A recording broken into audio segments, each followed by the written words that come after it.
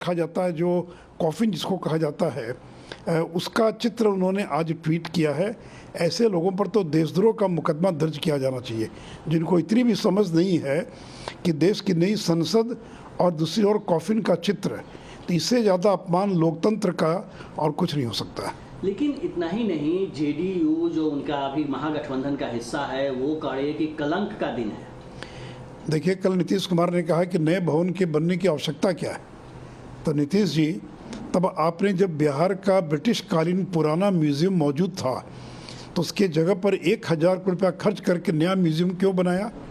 जब पटना के अंदर श्री कृष्ण मेमोरियल हॉल एक बड़ा सभागार मौजूद था तो आपने बापू सभागार क्यों बनाया?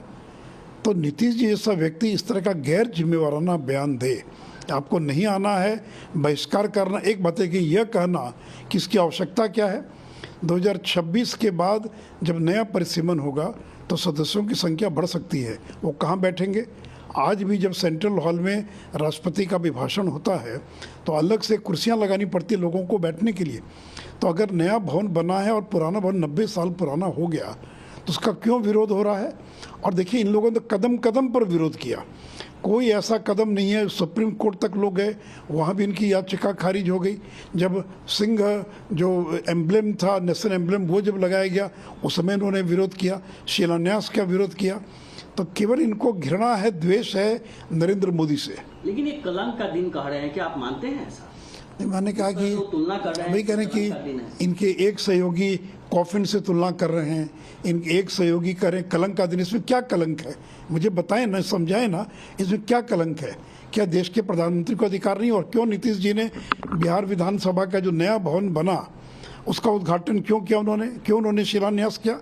और बता दें नीतीश कुमार की 17 साल में बिहार में एक भी भवन का उद्घाटन और शिलान्यास अगर उन्होंने राज्यपाल से कराया हो, आपको मौका मिला तो आपने खुद किया।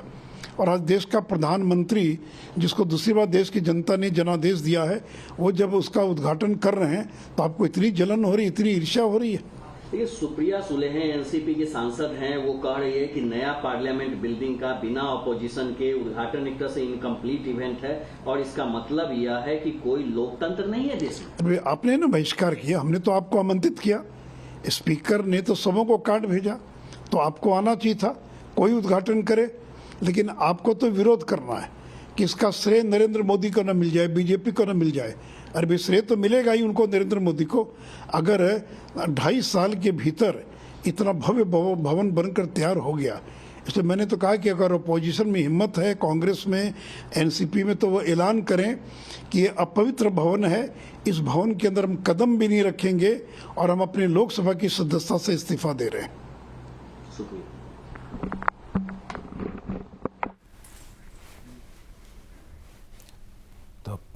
बीजेपी सांसद पूर्व उप मुख्यमंत्री बिहार सुशील मोदी को सुन रहे थे आप। जिस तरह से आरजेडी के ट्विटर हैंडल से एक तस्वीर ट्वीट की गई है, उसको लेकर हमलावर नीतीश कुमार की प्रतिक्रियाओं पर पलटवार कर रहे हैं सुशील मोदी और